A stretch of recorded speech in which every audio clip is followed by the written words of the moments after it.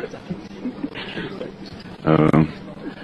Thanks a lot, and thanks to thanks a lot. Thank you. এই memes তো social মিডিয়াতে প্রচুর viral. এর কারণ হচ্ছে ইন্ট্রোভার্টদের সবচেয়ে লংগেস্ট স্পিচ। প্রভাসের স্পিচটা সত্যিকার অর্থে খুবই হাস্যকর ছিল। আসলে কি এত ছোট স্পিচ দিয়েছিল প্রভাস, নাকি এর পেছনে অন্য কোনো কাহিনী আছে? এদিকে আবার ঋতিক, জুনিয়র এনটিআর তারা সবাই তো জোড়ায় জোড়ায় গেল ডিনার করতে, কিন্তু সেখানে ঘটে গেল মজার কাণ্ড, যেটা এখন শেয়ার করব। অন্যদিকে আবার গোবিন্দার ছেলের ডান্সে মুগ্ধ নেটিজনেরা, তবে খোঁচা মারতে কিন্তু ছাড়েননি অনেকে। ফাইনালি থাকছে, বাহ, সিনেমা ব্যর্থ হলেও একের পর এক বিশাল অফার পেয়ে যাচ্ছে সুহানা খান। এবার হলো সে লক্সের ব্র্যান্ড অ্যাম্বাসেডর। প্রথমে আসি প্রভাসের কাছে। তো প্রভাসের এই মিম দেখে অনেকে খুবই অবাক যে এত বড় তামিল হিরোর পাবলিক স্পিকিং এর এত খারাপ অবস্থা।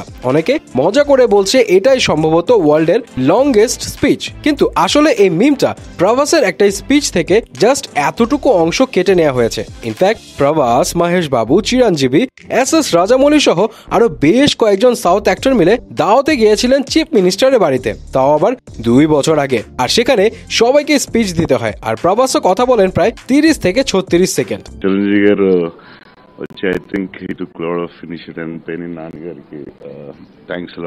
যদিও কথা বলার সময় বেশ আমতা আমতা করছিলেন প্রভাস, জানিয়ে পেছনে বাকিরা বেশ মজাও নিচ্ছিল, হাসাহাসিও করছিল। যাই হোক, সোশ্যাল মিডিয়ায় যা দেখবেন সবসময় বিশ্বাস করে বসবেন না। এদিকে আবার কালকির পোস্টার রিলিজের পর অনেকেই বলছে কালকি নাকি 2021-এর হলিউড ফিল্ম ডিউনের নকল। কালকি আর ডিউন 2 এর পোস্টারে নাকি একটু বালি বালি ব্যাপার আছে। আবার কেউ কেউ বলছে দীপিকার লুক নাকি জেন্ডারের সাথে মিল আছে। নাগ আশ্বিনকে এ ব্যাপারে প্রশ্ন করা হলে নাগ আশ্বিন উল্টো পচিয়ে দিয়ে বলেন, তাহলে এখন যেই ফিল্মের পোস্টারে ভালো থাকবে সেটাই ডিউনের নকল।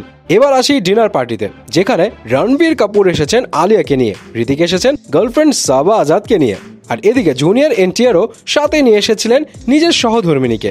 একদম কাপল ডিনার। প্রথমে আলিয়া ভট্টকে নিয়ে ঢুকলেন রণবীর কাপুর, আর জেন্টলম্যানের মতো তাদের জন্য অপেক্ষা করছিলেন আর স্টার জুনিয়র এনটিআর। আর এই যে ভিড় ঠেলে নিজের গার্লফ্রেন্ডকে কিভাবে সেভ করে নিয়ে যাচ্ছে ঋতিক, যা দেখে অনেক আপুরে বলছে এভাবে খেয়াল রাখবে এমন একটা মানুষই নাকি তাদের চাই। ডিনার করে বের হওয়ার সময় ফ্যান্সরা জেকে ধরেছিল জুনিয়র এনটিআরকেও। ভিড় থেকে এক কিউট আপু বের হয়ে আবার জুনিয়র এনটিআরের সাথে ছবিও তুলল, আর জুনিয়র এনটিআরও খুব ধৈর্য ধরে ছবিও তুলল। কিন্তু পেছনে কিন্তু জুনিয়র এনটিআরের ওয়াইফও ছিল, কে জানে বাসায় গেলে আজকে কি হবে।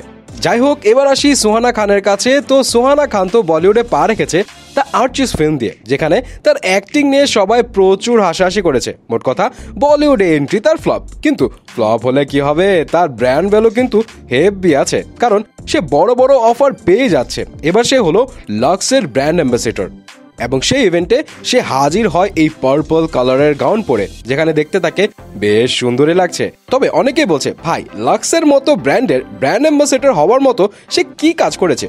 যদিও এর আগে শাহরুখও ছিল লাক্সের ব্র্যান্ড অ্যাম্বাসেডর, আর লাক্সের সাথে করেছে মাল্টিপল প্রজেক্ট।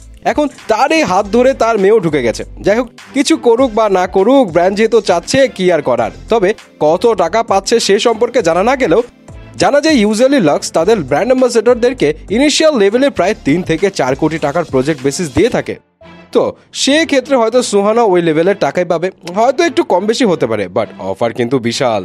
কুল ডান্স স্টেপে পুরাই ভাইরাল গোবিন্দার ছেলে ইয়াশ বর্ধন।